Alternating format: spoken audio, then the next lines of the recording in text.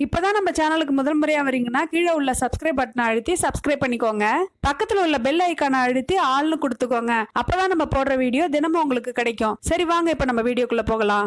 எவ்வளவு நெருங்கிய சொந்தமா இருந்தாலும் 3 நாளைக்கு மேல் ஒருத்தர் வீட்டில் விருந்தாளியாக இருக்கக்கூடாது. அதுதான் ஒரு நல்ல மனுஷனுக்கு அழகு. நோய்வாய்ப்பட்டால் 3 நாள் மருந்து சாப்பிட்டாலே குணமாக வேண்டும். அதுதான் நல்ல ஆரோக்கியமான உடலுக்கு அழகு. விருந்தும் மருந்தும் 3 நாளைக்கு தான் என்ற பழமொழி இருக்கும் பொழுது மாதக்கணக்கில் மருந்து எடுத்துக்கொள்வது சரியா? இந்த பழமொழியை கேள்விப்படும் போதெல்லாம் ஒரு அருமையான கதைதான் என் நினைவுக்கு வரும்.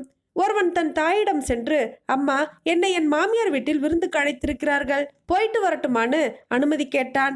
தாயும் சரி என்று கூறினாள். அம்மா, எப்போ நான் திரும்பி வரணும் என்று மகன் கேட்டான். அதற்கு அந்த தாய், எப்பொழுது உன் முகம் உனக்கு தெரிகிறதோ அன்று வந்துவிடு, அதற்கு மேல் ஒரு நாள் கூட அங்கே தங்க வேண்டாம் என்று சொல்லி அனுப்பினாள். தாய் என்ன சொன்னாள் என்று புரியாமல் மகனும் மனைவியை அழைத்து கொண்டு விருந்துக்கு சென்றான். அங்கே தடபுடலாய் விருந்து உபசரிப்பு. இலையில் வைக்க இடமில்லை. அத்தனை வகைகள், கோழி, முட்டை, மட்டன், மீன் என்று அனைத்தும் பரிமாறப்பட்டன. அவனுக்கு சந்தோஷமோ சந்தோஷம். 2ஆம் நாளும் நல்ல விருந்து.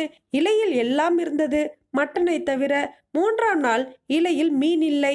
4ஆம் நாள் இலையில் கோழி இல்லை. 5ஆம் நாள் இலையில் முட்டையும் இல்லை. 6ஆம் நாள் இலையில் சைவ உணவு, சாம்பார், ஒரு கூட்டு, ஒரு பொரியல். 7ஆம் நாள் இலையே இல்லை, தட்டில் சோறு, சாம்பாருடன் ஒரே ஒரு பொரியல். 8ஆம் நாள் சாம்பார் சாதம் மட்டுமே. இதையெல்லாம் பொருட்படுத்தாமல் அவனும் அதை சாப்பிட்டான். 9ஆம் நாள் அவனுக்கு ஒரு அதிர்ச்சியை தந்தது. தட்டில் கஞ்சி சோறு, தொட்டுக்க ஊறுகாய். பசியில் அதையும் சாப்பிடுவதற்கு தலையை குனிந்தா அந்த கஞ்சி தண்ணியில் அவன் முகம் தெரிந்தது. அப்பொழுதுதான் அவன் அம்மா சொன்னது அவன் நினைவுக்கு வந்தது. அவனும் இனிமேல் இங்கே இருந்தா நமக்கு மரியாதை இல்லை என்று உணர்ந்து தன் வீட்டுக்கு கிளம்பி விட்டான். எவ்வளவு நெருங்கிய சொந்தமா இருந்தாலும் 3 நாளைக்கு மேல் ஒருத்தர் வீட்டில் விருந்தாளியாக இருக்கக்கூடாது. அதுதான் ஒரு நல்ல மனுஷனுக்கு அழகு. அதே போல் நோய்வாய்ப்பட்டால் 3 நாள் மருந்து சாப்பிட்டாலே குணமாக வேண்டும். அதுதான் நம் நல்ல ஆரோக்கியமான உடலுக்கு அழகு. விருந்தும் மருந்தும் 3 நாள் அப்படின்னு சொல்றாங்கல்ல, அது உங்க வாழ்க்கையில ஏதாவது தாக்கத்தை ஏற்படுத்தியிருக்கான்னு கமெண்ட்ல எழுதுங்க. இந்த கதை உங்க எல்லாருக்குமே நிச்சயமா பிடிச்சிருக்கும்னு நினைக்கிறேன். இந்த கதை பிடிச்சதா லைக் பண்ணுங்க.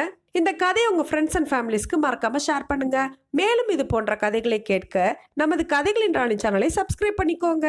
நன்றி, வணக்கம்.